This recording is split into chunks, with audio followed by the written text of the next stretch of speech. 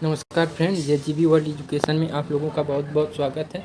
दोस्तों, हम लोग जो घटना चक्र का भूगोल है उसके लगभग हम लोगों ने दूसरे जो है पार्ट का या जो दूसरी चैप्टर है उसके हम लोग 7 इकाई तक यानी हिम रेखा एवं हिमनद तक सभी प्रश्न कर लिए हैं। अब इसके बाद के जितने भी प्रश्न हैं उसको हम लोग करेंगे। तो चलिए शुरू करते हैं, देखते हैं प्रश्न क्या है और किससे रिलेटेड है। तो ये है, हम लोग करेंगे किससे, ये पठार से जितने भी प्रश्न आए हुए हैं सभी परीक्षाओं में उससे प्रश्न करने वाले हैं। तो चलिए देखा जाए। प्रश्न है कि भारत के दक्कन के पठार पर बेसाल्ट निर्मित लावा शैलों का निर्माण हुआ है। तो ये किस जो है, तो इसका आंसर क्या होगा, तो इसका हो जाएगा क्रिटेशियस युग में, पहला हो जाएगा। इसी तरह हम लोग दूसरे क्वेश्चन पर चलते हैं। देखिए इसका दूसरा क्वेश्चन क्या है। क्वेश्चन है कि मेघालय का पठार जो है भाग है, किसका भाग है, तो ये प्रायद्वीप खंड का, ऑप्शन बी हो जाएगा। इसी तरह हम लोग अगले क्वेश्चन पे चलते हैं। देखिए भारत के अतिरिक्त प्रायद्वीप पर्वत निर्मित हुए, तो ये सेनोज़ोइक महाकल्प में जो है हुए थे। अगले क्वेश्चन पे चलते हैं। अगला क्वेश्चन है, देखिए क्या है। क्वेश्चन है छोटा नागपुर पठार का सर्वाधिक घना बसा जिला धनबाद क्यों है। क्योंकि यहाँ पे जो है खनन उद्योग का विकास तथा औद्योगिकरण हुआ था। अगले क्वेश्चन पे चलते हैं। छोटा नागपुर पठार क्या है, तो एक अग्र गंभीर है। इसके बाद अगले क्वेश्चन पे चलिए देखते हैं क्या है। यहाँ पे एक चित्र दिया गया है और ABCD इसमें बोला है कि स्थान क्रमशः है। तो ये क्या है, तो ये है रिफ्ट घाटी क्षेत्र, छत्तीसगढ़ मैदान, छोटा नागपुर पठार और वर्षा छाया क्षेत्र जो है। इसी तरह हम लोग अगला क्वेश्चन देखते हैं। अरावली एवं विंध्य श्रृंखलाओं के मध्य कौन सा पठार स्थित है, तो यह है मालवा का पठार स्थित है, ये हो जाएगा ऑप्शन। अगला है दंडकारण्य क्षेत्र अवस्थित है, तो ये कहाँ पे अवस्थित है, किन दो पठारों के बीच में, तो किन राज्यों में है, तो ये हो जाएगा ऑप्शन बी हो जाएगा, छत्तीसगढ़ एवं उड़ीसा के बीच में ये स्थित है।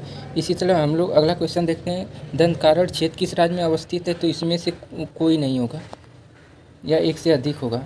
अगला है दंडकारण्य भारत के किस भाग में स्थित है, तो यह मध्यवर्ती भाग में, ऑप्शन सी हो जाएगा।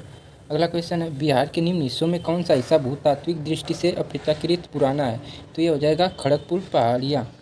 अगले क्वेश्चन पे देखिए क्या है। अगला क्वेश्चन है कि निम्न में कौन सा मेघालय पठार का अंश नहीं है, तो ये है भुवन पहाड़ियाँ। अगले क्वेश्चन पे चलिए देखते हैं हम लोग।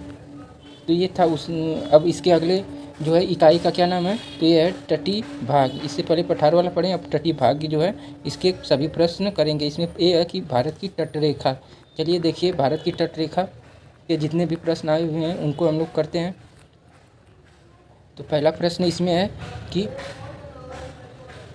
निम्नलिखित में से किस तट से भारत का औसत समुद्र तल नापा जाता है, किससे, तो ये ऑप्शन बी हो जाएगा, चेन्नई से।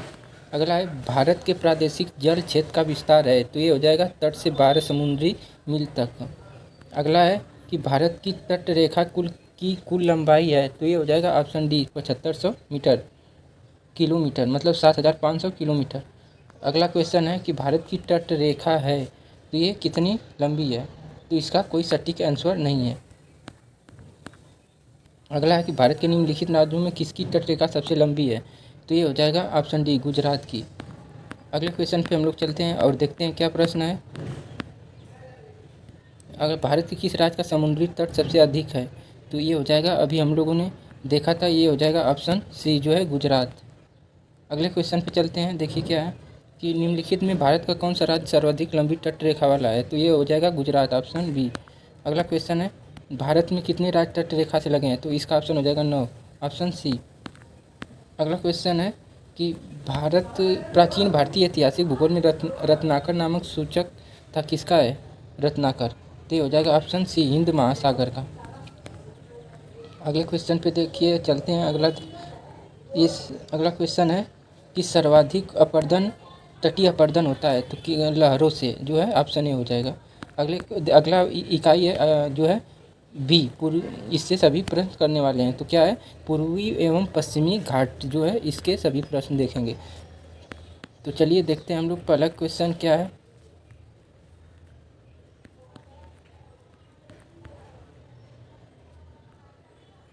आपको यह तुरंत कुछ अनोखे डेनमार्क वासी मिल जाएंगे, परंतु उसका कारण डेनमार्क की चौकी हुआ करती थी। यह अनूठा नगर, उस दुर्ग और सुदूर गिरजाघर, नया जेरूसलम, सूनी सड़कें, उजड़ तटाग्र सब मिलकर अद्भुत रत्न बन जाते हैं। इस उक्ति में जो है वर्णित स्थान है किसका, इसमें बात की जा रही है, तो ये है तमिलनाडु तट पर।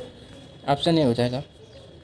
अगला इसी तरह क्वेश्चन है, देखते हैं कि क्वेश्चन है कि भारत के तटीय जो है क्षेत्र पर के ये भाग व्यतीत करते हैं, तो जो क्षेत्र है ये किसको दिखाते हैं, दर्शित करते हैं, तो ये अंतर्जालीय उच्चावच रेखा को। अगला क्वेश्चन है कि भारतवर्ष के निम्न शहरों पर विचार करते नीचे दिए कूट को ज्ञात करें कौन सा पश्चिमी तट पर अवस्थित है, तो इसमें से पहला जंजीरा और उडुपी जो है यही सही हो जाएगा। ऑप्शन ए सही हो जाएगा। अगले क्वेश्चन पे है, चलते हैं देखते हैं। तमिलनाडु और आंध्र प्रदेश के तट का नाम है, तो कौन सा नाम है, तो ये कोरोमंडल। ऑप्शन ए हो जाएगा। अगला क्वेश्चन है, तमिलनाडु का समुद्र तट कहलाता है, तो ये ऑप्शन डी हो जाएगा, कोरोमंडल थे। अगला क्वेश्चन है कि भारत के निम्नलिखित तटों में कौन सा कृष्णा डेल्टा एवं कामोरियन के मध्य स्थित है, तो ये हो जाएगा कोरोमंडल तट। Option A. अगला क्वेश्चन है कि निम्नलिखित में से किसे केप कामोरियन के नाम से जाना जाता है, तो ये हो जाएगा ऑप्शन सी, कन्याकुमारी को। अगला क्वेश्चन है कि भारत के पश्चिमी तटीय मैदान के उत्तरी भाग को जिस अन्य नाम से जाना जाता है कौन सा है, तो वो हो जाएगा ऑप्शन सी, कोंकण तट। अगला है जो है अगली का ये द्वीप समूह, इसके सभी प्रश्न अब हम लोग देखेंगे, जिसमें पहला है कि बंगाल की खाड़ी के द्वीप समूह देखेंगे, इसके सभी प्रश्न। तो चलिए देखते हैं इससे कौन सा प्रश्न पूछा गया है सभी परीक्षाओं में। तो पहला क्वेश्चन है कि अंडमान और निकोबार द्वीप समूह का सर्वोच्च शिखर प्लेयार्ड शिखर या सैडल पीक स्थित है, तो ये कहाँ पे, तो ये उत्तरी अंडमान में स्थित है। ऑप्शन ए हो जाएगा। अब इसके दूसरे क्वेश्चन पे हम लोग चलते हैं, देखते हैं क्या है। दूसरा है कि दूसरा क्वेश्चन, अंडमान और निकोबार द्वीप समूह में सबसे अधिक ऊंचाई वाली चोटी कौन सी है, तो इसका आंसर हो जाएगा सैडल पीक। ऑप्शन ए हो जाएगा। अगले क्वेश्चन देखिए, अंडमान व निकोबार है तो कहाँ, ये क्या है, तो ये हो जाएगा ऑप्शन बी, बंगाल की खाड़ी में द्वीप समूह है। अगला क्वेश्चन है, अंडमान निकोबार द्वीप समूह में द्वीपों की संख्या कितनी है, तो ये हो जाएगा इसमें 836 जो है हैं सभी द्वीप, लेकिन इसमें कोई आंसर सही नहीं दिया है। अगला क्वेश्चन है कि 10 डिग्री चैनल पृथक करता है किसको, तो ये अंडमान को निकोबार द्वीप समूह से। अगला है, निम्नलिखित युग में से कौन सा 10 अंश जलमार्ग द्वारा आपस में पृथक करता है, तो ये अभी हम लोगों ने देखा था अंडमान एवं निकोबार से। अगला क्वेश्चन है, निम्नलिखित में से किस द्वीप युग को 10 डिग्री चैनल कहा जाता है, तो ये हो जाएगा अंडमान तथा निकोबार को। अगला क्वेश्चन है कि इसमें देखिए दिया है कि निम्नलिखित का तो विचार कीजिए। बैरन द्वीप ज्वालामुखी एक सक्रिय ज्वालामुखी है जो भारतीय राज्य क्षेत्र में स्थित है। बैरन द्वीप ग्रेट निकोबार के लगभग 140 किलोमीटर पूर्व में स्थित है। पिछली बार बैरन द्वीप ज्वालामुखी 1991 में उद्गार हुआ था और तब से ये निष्क्रिय बना हुआ है, तो इसका ऑप्शन हो जाएगा केवल एक सही है, केवल जो है इसका एक सही है, ये वाला। इसी तरह हम लोग आगे वाला क्वेश्चन देखते हैं। देखिए क्वेश्चन क्या है, बैरन द्वीप अवस्थित है तो कहाँ, बंगाल की खाड़ी में। नेक्स्ट क्वेश्चन देखिए इसका, भारत के किस द्वीप का उद्गम ज्वालामुखी है, तो इसका हो जाएगा बैरन द्वीप। अगला क्वेश्चन है, निम्नलिखित में से कौन भारत में ज्वालामुखी द्वीप है, तो कौन सा हो जाएगा बैरन द्वीप। Option D. अगला है, श्री हरिकोटा द्वीप स्थित है कहाँ पे, तो पुलिकट झील के समीप। राम सेतु जो है शुरू होता है तो कहाँ से, तो ये धनुषकोडी से। ऑप्शन ए हो जाएगा। अगला क्वेश्चन है कि निम्नलिखित में कौन सा भौगोलिक रूप से ग्रेट निकोबार के सबसे निकट है, तो ये हो जाएगा सुमात्रा। Option A.